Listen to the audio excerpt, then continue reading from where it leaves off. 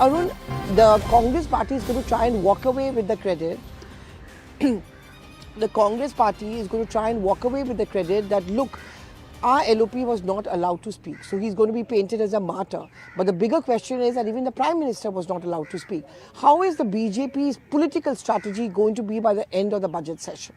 See, Pallavi, yesterday we saw a change in the BJP's strategy. You remember that even in the past, I remember in 2024, in 2023, when Prime Minister was speaking, continuously opposition MPs were there in the well. But still his speech was going on, and we've seen it happening.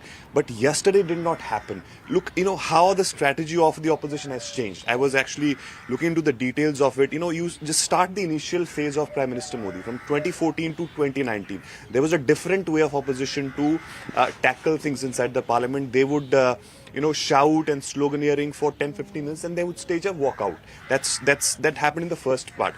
And then you see a change in from 2019 to 2024. What they would do, they would stay there, shout while Prime Minister Modi would speak, and in fact, for 2 hours in 2024, Prime Minister spoke and they were continuously shouting there. And he offered them a glass of water, one of the opposition And members. now what is happening, see, this is the third level of strategy, third phase, where they are not allowing Prime Minister, they are ghirawing Prime Minister. They have gone towards the treasury benches and staying there, especially the women MPs. And that's the reason why Prime Minister didn't enter, because that could be an embarrassing scene in the parliament if that happened. So that's how, the fact of the matter here is that BJP, of course, is coming up with a different strategy. Yesterday we saw that published, non-published book strategy was there. Rahul Gandhi brought that book. 24 books. Then Yeah. Through the Nishikant night, Dubey. Quite a he bag. kept on tweeting about each and every book. I'm talking about Nishikant Yeah. Dubey.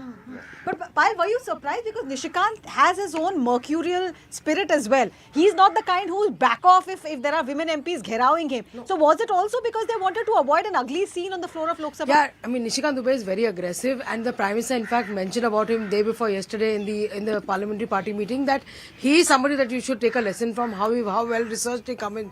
But no matter what, no member of parliament wants to have a run-in with the opposite side as well. And women coming up to the treasury bench is definitely a very, very awkward situation, even for the marshals. The marshals cannot push. I think we saw something similar with Smriti Irani versus Sonia Gandhi happened in the previous in the Lok Sabha. previous parliament, and Haibi Eden again was one of those people who was pretty much involved there as well. So no. Aggressive is Ravneet Singh Bittu. He's really aggressive since yesterday. You saw Kalyan Banerjee even walk up to the Home Minister's desk, and somebody was asking the Home Minister the other day that what was he saying. Home Minister said, I couldn't figure out what he was saying. He was saying something like God knows. Kalyan Banerjee has his own style of talking. So three T's are rocking the parliament this time around. Trump, tech, and traitor yesterday. That's a good one, Arun.